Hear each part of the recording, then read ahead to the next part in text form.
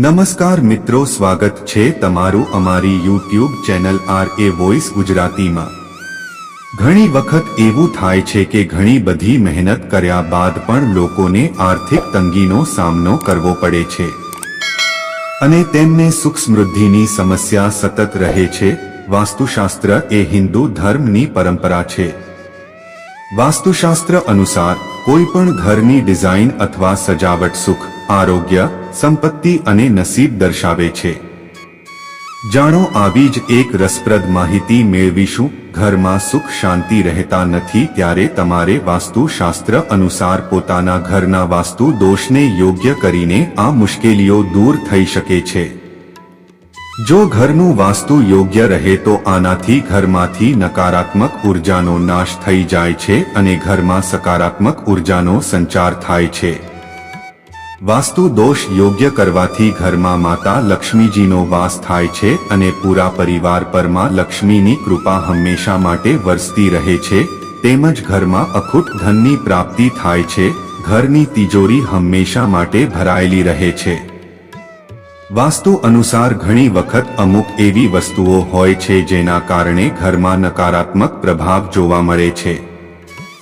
આ વસ્તુઓના કારણે ઘરમાં ઝઘડા, દુઃખ, અશાંતિ પણ રહે છે।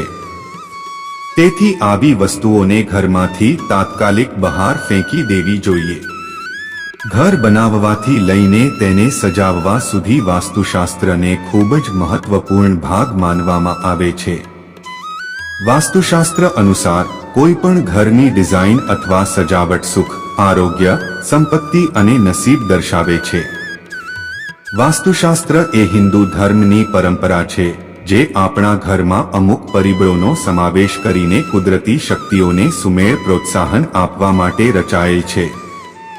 આમ તો દરેક વ્યક્તિ ઈચ્છે છે કે તેના ઘરનો દરેક ખૂણો વાસ્તુશાસ્ત્ર અનુસાર સજાવવામાં આવે, પરંતુ ઘણી વખત એવું જોવા મળે છે કે સખત મહેનત કરવા છતાં લોકોને ધન, આરામ અને સુખ સંબંધિત સમસ્યાઓનો સામનો કરવો પડે છે। જો ખૂબ પૈસા કમાયા પછી પણ તમારા ઘરમાં પૈસાની કમી રહેતી હોય તો તે વાસ્તુ દોષનો સંકેત હોઈ શકે છે। વાસ્તુશાસ્ત્ર અનુસાર થોડીક ભૂલ આપણને આર્થિક સંકટનો સામનો કરાવી શકે છે।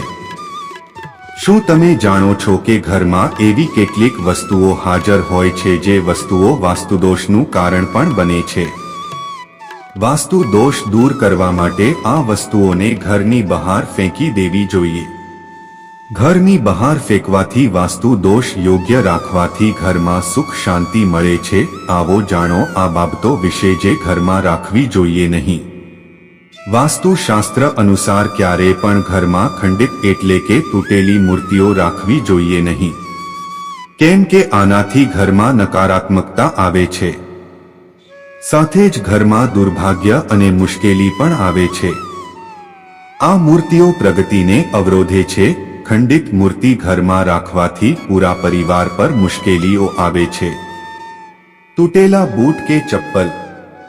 વાસ્તુશાસ્ત્ર અનુસાર ક્યારે પણ તૂટેલા ચપ્પલ કે બૂટનો ઉપયોગ કરવો જોઈએ નહીં। એ વાતનું ખાસ ધ્યાન રાખો કે તમારા ઘરમાં તૂટેલા ચપ્પલ કે બૂટ ન હોય, કેમ કે તૂટેલા ચપ્પલનો ઉપયોગ કરવાથી ઘરમાં ગરીબી આવે છે।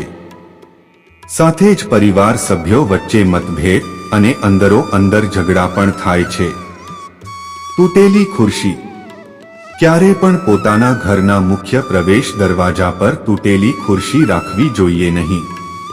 આવું કરવાથી તમારા ઘરમાં ગરીબી આવે છે।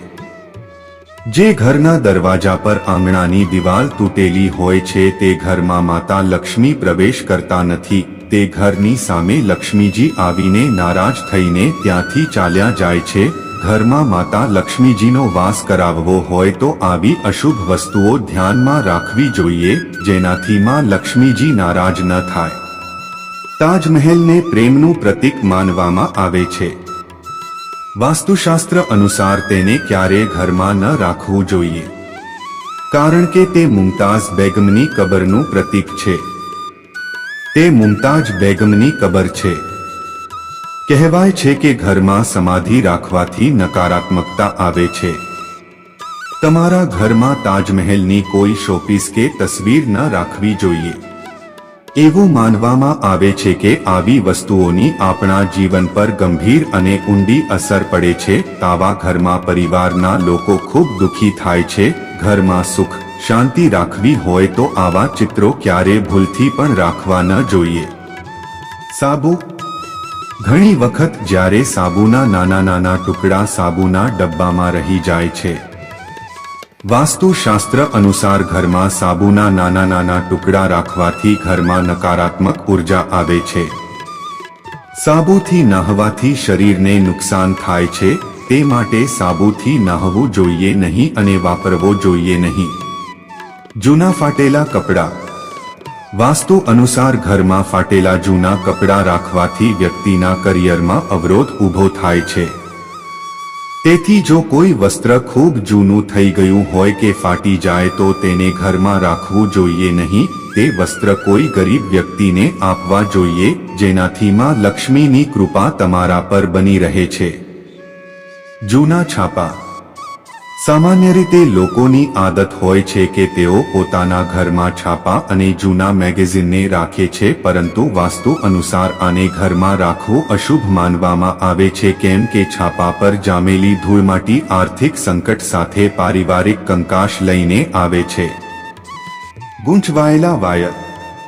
ઘણીવાર ઘરમાં વાયર રાખવાથી તે ગૂંચાઈ જાય છે, પરંતુ ધ્યાન રાખો કે ગૂંચાયેલા વાયરમાં રહેલી સકારાત્મક ઉર્જા ઓછી થવાથી તે નકારાત્મકતાને પ્રોત્સાહન આપે છે.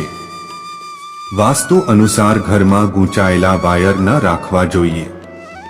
ગૂંચવાયેલા વાયરનું ચિત્ર દેખવાથી આપણું મગજમાં કાંઈ નવા વિચારો આવતા નથી અને છેલ્લે આપણે બરબાદ થઈએ છીએ. આવી બહાર કાઢવાથી લક્ષ્મીનો વાસ થાય છે અને ઘરમાં સુખ શાંતિ અને સમૃદ્ધિ તેમજ અખૂટ ધનની પ્રાપ્તિ થાય છે.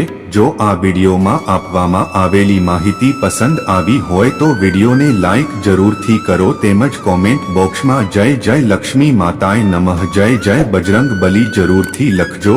ચેનલને સબસ્ક્રાઇબ જરૂર કરજો. અમારી માતા લક્ષ્મીજીને પ્રાર્થના કે તેમની કૃપા હંમેશા તમારા પરિવાર પર બની રહે. વિડીયોમાં અંત સુધી જોડાઓ.